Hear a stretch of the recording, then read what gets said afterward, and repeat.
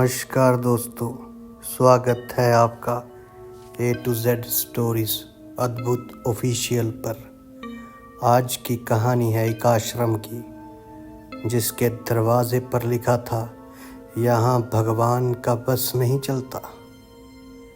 उसी आश्रम के दरवाजे के बाहर एक लड़की खड़ी थी, जो डर के मारे कांप रही थी। उसने दाएं हाथ में किताब और बाएं हाथ में चाकू पकड़ा हुआ था, और वो लड़की कह रही थी, बस बहुत हो गया अब और नहीं।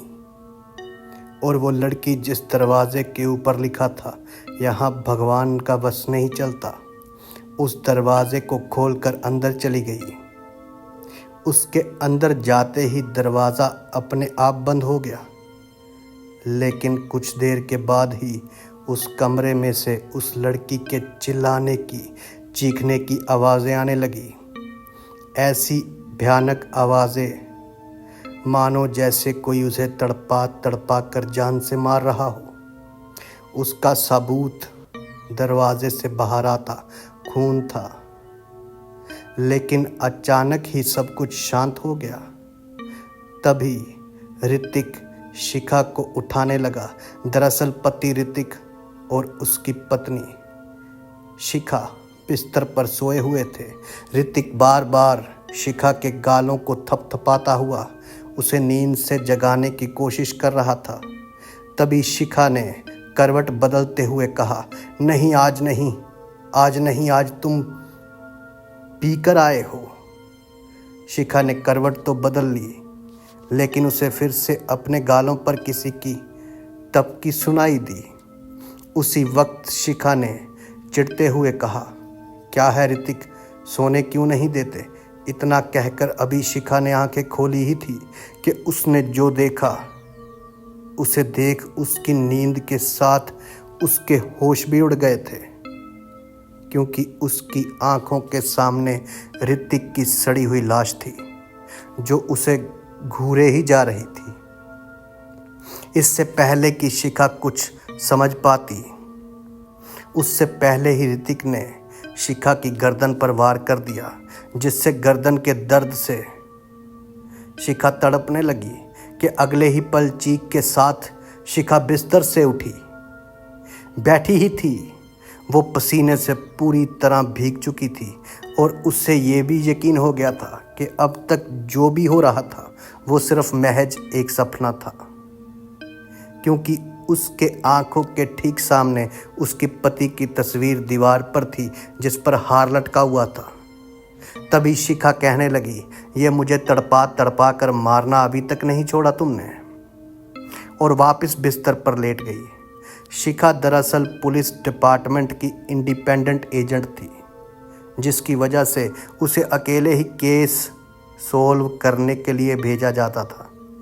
केस के सिलसिले में वो एक आश्रम में आई थी, जहां उसकी मुलाकात एक सब इंस्पेक्टर से हुई थी।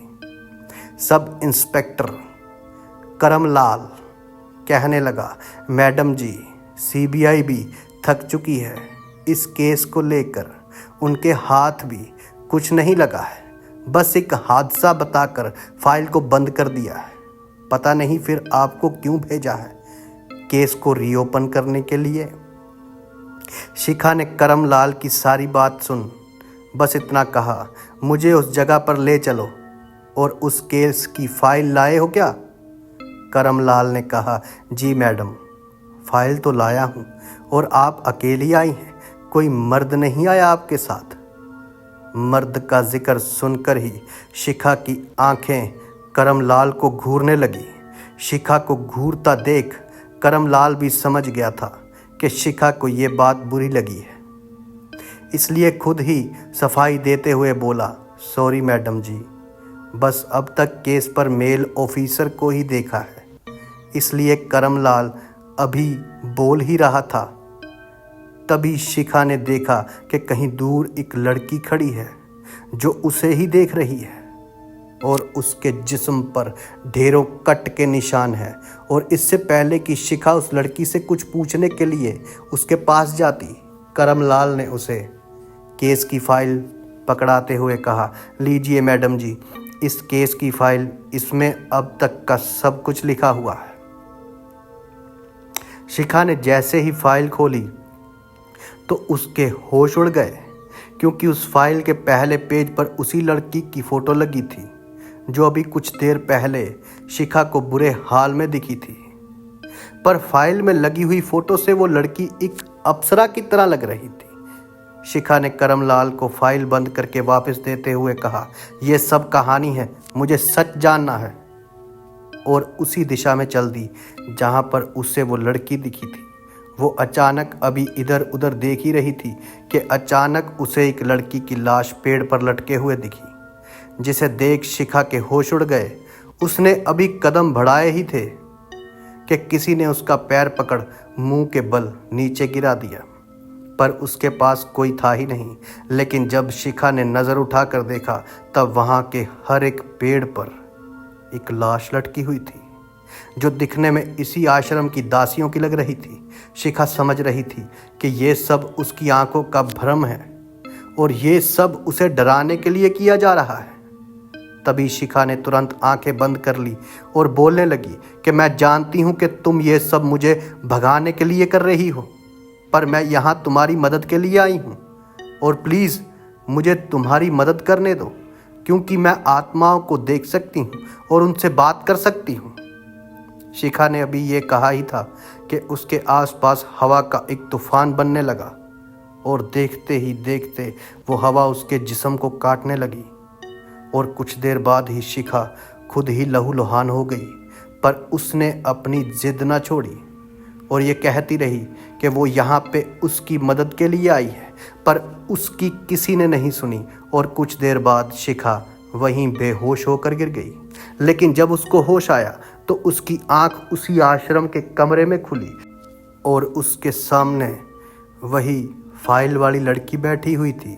दोनों अपने अपने खून में लथपथ थे, बस फर्क इतना था कि एक जिंदा थी और एक मुर्दा। तभी शिखा ने कहा, क्या हुआ था उस रात जिसकी गुत्थी आज तक कोई नहीं सुलझा पाया?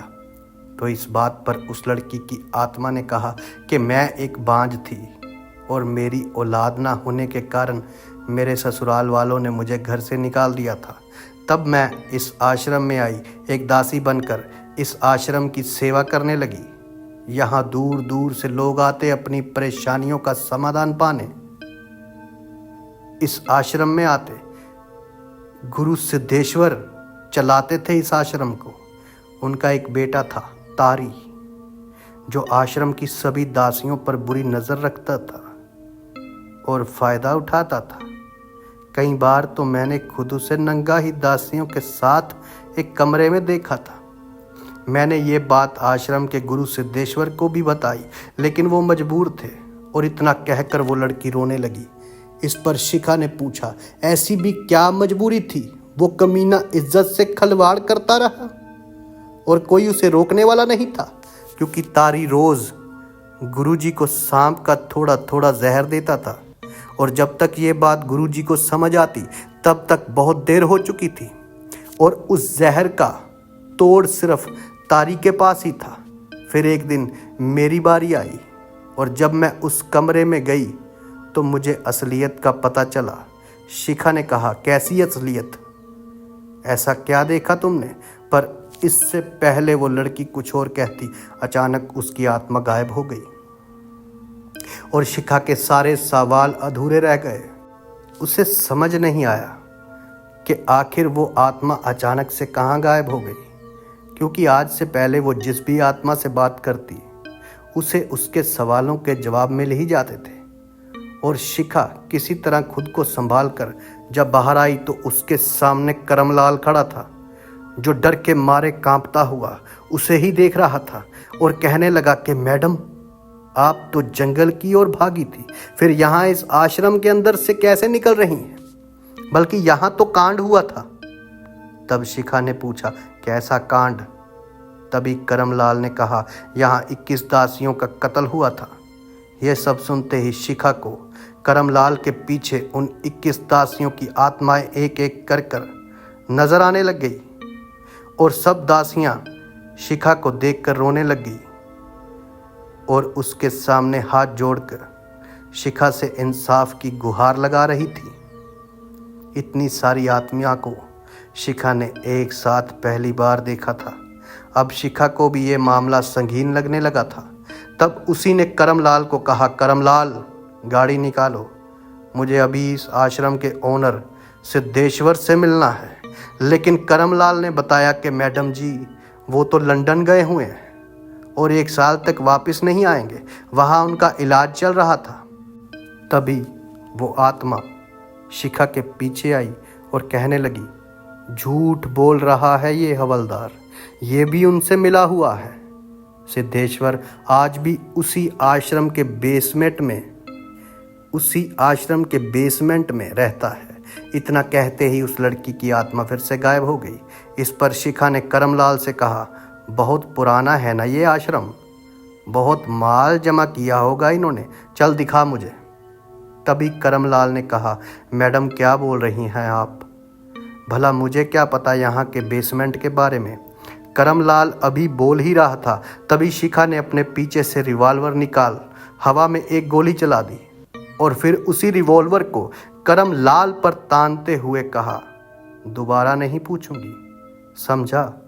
करमलाल भी शिखा के तेवर देखकर डर गया था। अब वो शिखा को सीधा सिद्धेश्वर के पास ले गया। सिद्धेश्वर का हाल हैंगर पर टंगे हुए किसी कपड़े की तरह हो गया था। एकदम पतला शरीर और उस पर भी उसके पूरे शरीर पर फोड़े हो चुके थे जिससे पस निकल रही थी।